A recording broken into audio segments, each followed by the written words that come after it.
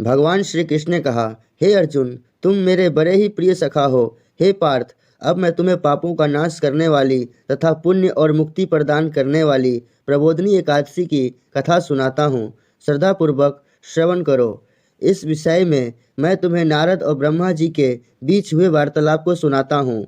एक समय नारद जी ने ब्रह्मा जी से पूछा, हे पिता, प्रमोदिनी एकादशी के व्रत का क्या फल होता है? आप कृपा करके मुझे यह सब विधान पूर्वक बताएं। ब्रह्मा जी ने कहा, हे पुत्र, कार्तिक माह के शुक्ल पक्ष की प्रबोधिनी एकादशी के व्रत का फल 1 सहस्त्र अश्वमेध तथा 100 राजयूष यज्ञ का फल के बराबर होता है। नारद जी ने कहा, हे पिता, एक संध्या को भोजन करने से, रात्रि में भोजन करने तथा पूरे दिन उपवास करने से क्या क्या फल मिलता है? कृपया कर सविस्तार समझाएं। ब्रह्मा जी ने कहा, नारद, एक संध्या को भोजन करने से 2 जन्म के तथा पूरे दिन उपवास करने से 7 जन्म के सभी पाप नष्ट हो जाते हैं। जिस वस्तु का त्रिलोक में मिलना दुष्कर है, वह वस्तु भी प्रबोधिनी एकादशी के व्रत से सहज ही प्राप्त हो जाती है। प्रबोधिनी एकादशी के व्रत के प्रभाव से बड़े बड़े पाप भी क्षण में मात्र नष्ट हो जाते हैं।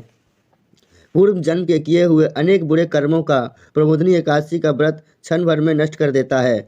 जो मनुष्य स्वभाव अनुसार प्रबोधिनी एकादशी का विधान पूर्वक व्रत करते हैं, उन्हें पूर्ण फल प्राप्त होता है। हे पुत्र, जो मनुष्य श्रद्धा पूर्वक इस दिन किंचित मात्र पुण्य करते हैं, उनका वह पुण्य पर्वत के समान अटल हो जाता है। जो मनुष्य अपने हद के अंदर ही ऐसा ध्यान करते हैं कि प्रबोधिनी एकादशी का व्रत करूँगा, उनके 100 जन्मों का पाप नष्ट हो जाते हैं। जो मनुष्य प्रबोधिनी एकादशी को रात्रि जागरण करते हैं, उनकी बीती हुई तथा आने वाली 10 पीढ़ियाँ विष्णु लोक में जाकर वास करती हैं और नरक में अनेक कष्टों को भोगते हुए उनके पितृ विष्णु लोक में जाकर सुख भोगते हैं। हे नारद, रक्त बहाव आदि विकट पाप भी प्रबोधिनी एकादशी के दिन रात्रि को जागरण करने से नष्ट हो जाते हैं।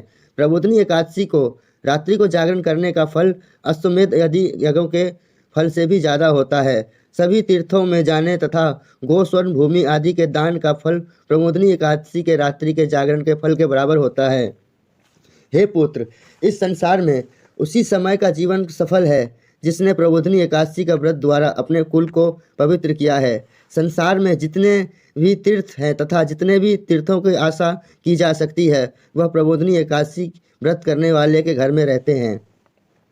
प्राणी के सभी कर्मों का त्यागते हुए भगवान श्री हरि की प्रसन्नता के लिए कार्तिक माह की प्रबोधिनी एकादशी का व्रत अवश्य करना चाहिए। जो मनुष्य इस एकादशी व्रत को करता है, वह धनवान, योगी, तपस्वी तथा इंद्रियों को जीतने वाला होता है, क्योंकि एकादशी भगवान विष्णु की अत्यंत प्रिय हैं। इसके व्रत के प्रभाव से मनुष्य जन्म मरण के चक्र से मुक्त हो जाता है। इस एकादशी के व्रत के प्रभाव से कायिक, अवाचिका और मानसिक तीनों प्रकार के पापों का शमन हो जाता है। इस एकादशी के दिन जो मनुष्य भगवान विष्णु की प्राप्ति के लिए दान, तप, होम, यज्ञ आदि करते हैं, उन्हें अनंत पुण्य की प्राप्ति होती है। प्रबोधिनी एकादशी के दिन भगवान श्री हरि का पूजन करने के बाद यौवन और वृद्धावस्था के सभी पाप नष्ट हो जाते हैं। इस एकादशी के रात्रि को जागरण करने का फल सूर्य ग्रहण के समय स्नान करने के फल से सहस्त्र गुना ज़्यादा होता है। मनुष्य अपने जीवन से लेकर जो मनुष्य करता है, वह पुण्य प्रबोधिनी एकादशी के व्रत के पुण्य के सामने व्यर्थ है। जो मनुष्य प्रबोधिनी एकादशी का व्रत नहीं करता, उसके सभी पुण्य व्यर्थ हो जाते हैं। इसलिए हे पुत्र, तुम्हें भी विधान पूर्वक भगवान विष्णु का पूजन करना चाहिए। जो मनुष्य कार्तिक माह के धर्मपरायण होकर अन्य व्यक्तियों के अन्न नहीं खाते, उन्हें चंद्रयान व्रत के फल की प्राप्ति होती है। कार्तिक माह में प्रभु दाह आदि से उतने प्रसन्न नहीं होते जितने शास्त्रों की कथा सुनने से प्रसन्न होते हैं। कार्तिक माह में जो मनुष्य प्रभु की कथा को थोड़ा बहुत पढ़ते हैं या सुनते हैं, उन्हें 100 गायों के दान के फल की प्राप्ति होती है। ब्रह्मा जी की बात सुनकर नारद जी बोले, हे पिता, आप एक एकादशी के व्रत का विधान कहिए और कैसा व्रत करने से किस पुण्य की प्राप्ति होती है, कृपया कर यह भी समझाइए। नारद जी की बात सुन ब्रह्मा जी बोले, हे पुत्र, इस एकादशी के दिन मनुष्य का ब्रह्म मुहूर्त में उठ जाना चाहिए और स्नान आदि से निवृत्त होकर व्रत का संकल्प करना चाहिए। उस समय भगवान विष्णु से प्रार्थना करनी चाहिए कि हे प्रभु, आज मैं निराहार रहूँगा, दूसरे दिन भोजन करूँगा, इसलिए आप मेरी रक्षा करें।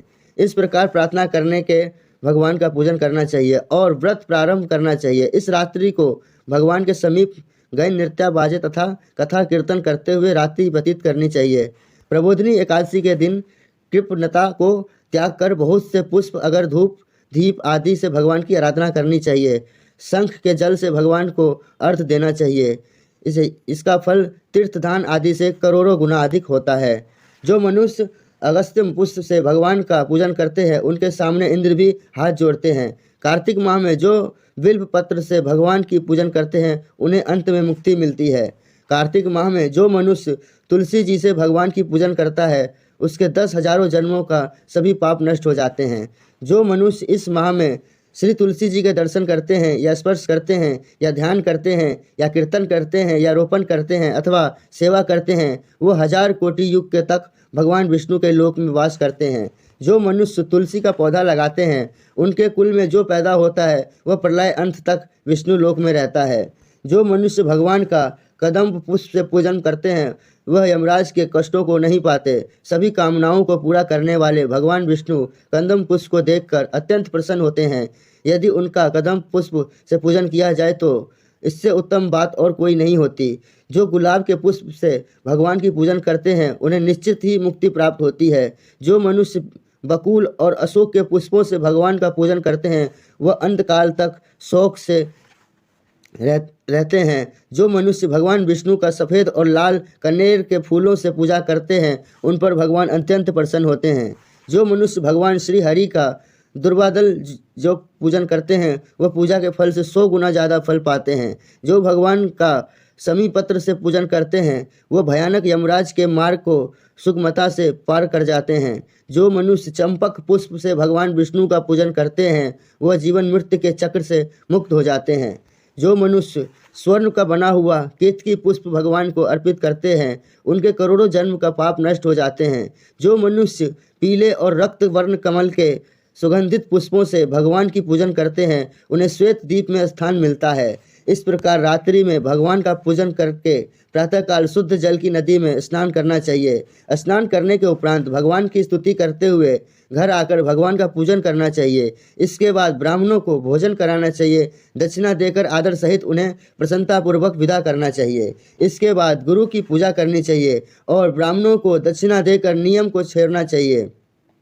जो मनुष्य रात्रि स्नान करते हैं, उन्हें दही और शहद दान करना चाहिए। जो मनुष्य फल की आशा करते हैं, उन्हें फल दान करना चाहिए।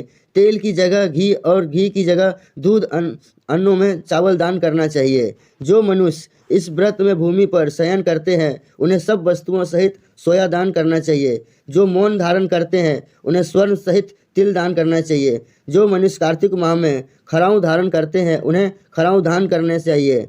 जो इस माह में नमक त्यागते हैं, उन्हें शक्कर दान करनी चाहिए। जो मनुष्य नित्य प्रति देव मंदिरों में दीपक जलाते हैं, उन्हें स्वर्ण या तांबे के दीपक को घी तथा बाती सहित दान करना चाहिए। जो मनुष्य चातुर्मास्य व्रत में किसी वस्तु को त्याग देते हैं, उन्हें उस दिन उसी वस्तु को पुनः ग्रहण करना चाहिए। जो मनुष्य प्रबोधिनी एकादशी के दिन विधान पूर्वक व्रत करते हैं, उन्हें अनंत सुख की प्राप्ति होती है और अंत में स्वर्ग को जाते हैं। जो मनुष्य चातुर्मास्य के व्रत को बिना किसी बाधा के पूर्ण कर लेते हैं, उन्हें दोबारा जन्म नहीं लेना पड़ता। जिन मनुष्यों का व्रत खंडित हो जाता है, उन्हें दोबारा प्रारंभ कर लेना चाहिए। जो मनुष्य इस एकादशी को महत्व को सुनते व पढ़ते हैं, अश्वमेध यज्ञ के फल की प्राप्ति होती है। बोलो जय श्री हरि।